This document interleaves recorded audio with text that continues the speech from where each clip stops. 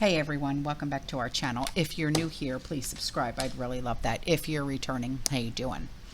What we're going to talk about right now is,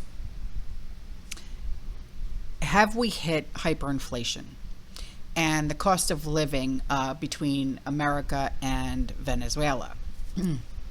And the reason why I'm comparing the two is because Venezuela has been in hyperinflation for many years.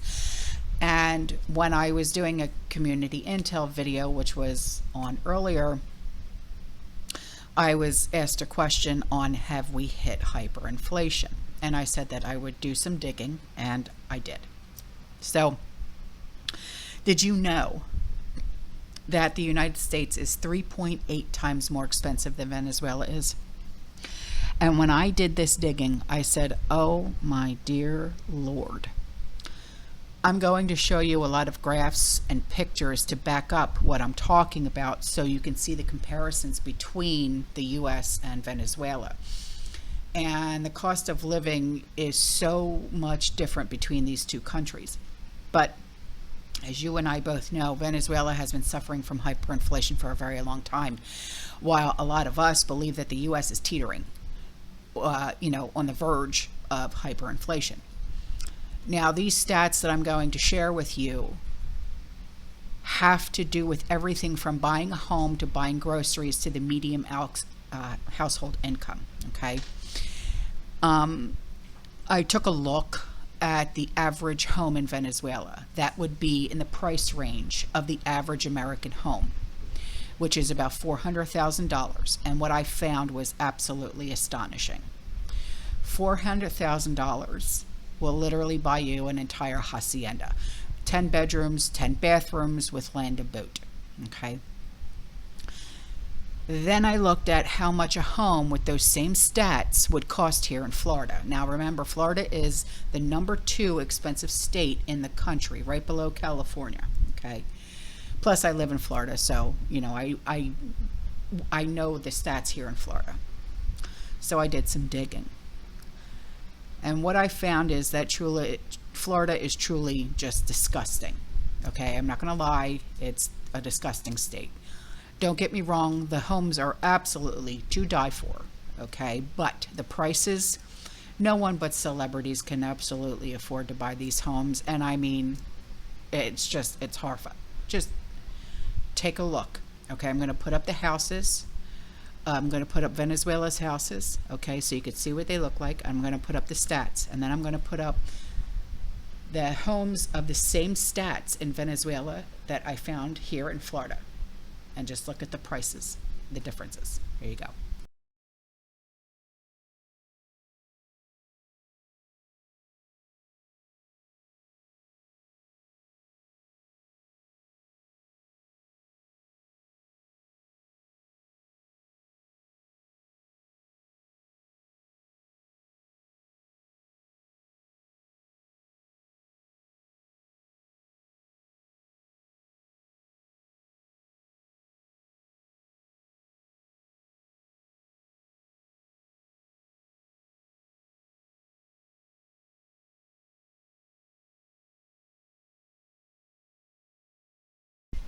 Now let's get into the nitty gritty, okay? I'm talking like household bills, all right? Electricity, water, internet, cell phone, car insurance, gas, food, home insurance, land taxes, that type of thing. The average electric bill price in the United States is 18 cents per kilowatt hour, whereas Venezuela is at 0.05 per kilowatt hour. The average water bill, on a national average, residential customers pay about $54 a month for water and sewer services combined. While water costs less than $1 per month at subsidized rates, cisterns can cost about $100. All right, and then they have service interruptions that now affect both the wealthy neighborhoods and the slums in Venezuela. The median price for internet access here in the US is about $75 a month. The median price for internet and cable package in Venezuela is $38 a month.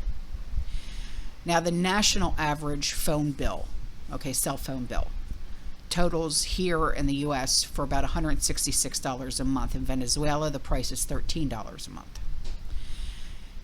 Data from the Kelley Blue Book puts the average cost of a new car here in the U.S. at $48,000, and that's as of March of 2023.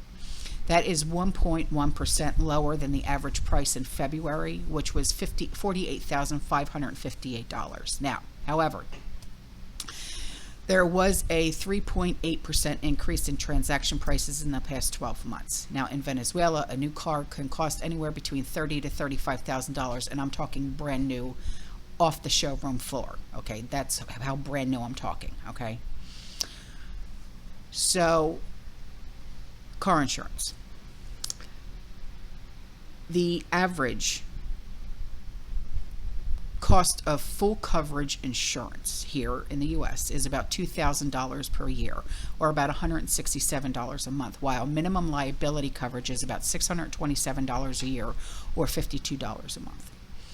However, what you pay for auto insurance coverage varies based on your personal rating factors. In Venezuela, the cost is $35 a year, and you have to have pay for at least 1 year minimum up front when you're getting car insurance. So it's $35 a year.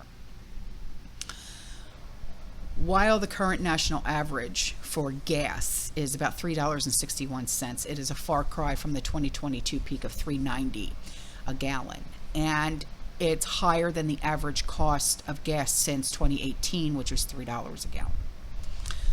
Now, this means that you are paying at the pump in 2023 about 61 cents more expensive than the national 6-year average. Venezuelans pay about $1.60 for gas, for a gallon of gas, and that's the cheapest on the planet. So what does the average U.S. household spend on groceries every single month? Well, according to 2021 data from the Bureau of Labor Statistics, which is the most recent available that I could find, the average spending on food at home is about $5,259 annually, or about $438 a month for U.S. households. Currently, the basic basket in Venezuela is about $390 a month. Homeowners insurance in the U.S. costs an average of $1,820 a year, or about $152 a month. Now, I could not find anything for the life of me, information on homeowners insurance prices in Venezuela. The median real estate tax paid in the United States, and this is for your land taxes. You know how you have your insurance and your taxes that you have to pay with your mortgage, okay? It was about $2,971 a year. Now, the capital gains tax in Venezuela is levied on the scale of properties and is calculated based on the differences between a purchase price and the sale price. So the rate varies depending on the duration of ownership and ranges anywhere between 10 to 30% of the home value. Now, I did find this information while digging for information on this video.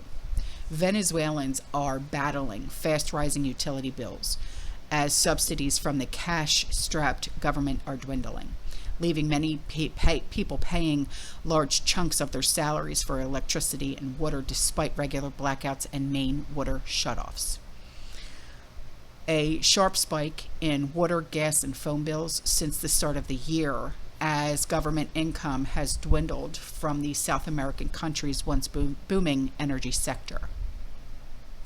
For years, Venezuelans' utility bills were kept largely frozen despite political turmoil in the country, with the government able to rely on oil income to fund the subsidies.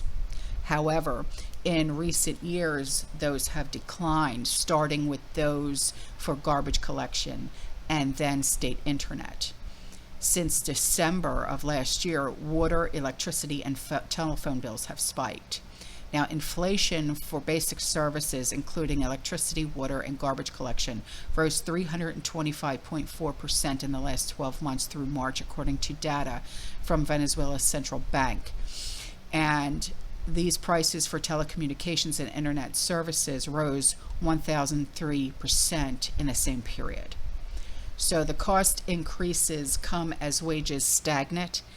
And this month, President Nicolas Maduro announced that the monthly minimum wage would not rise from 130 bolivars, just over $5 at the official exchange rate, blaming U.S. sanctions.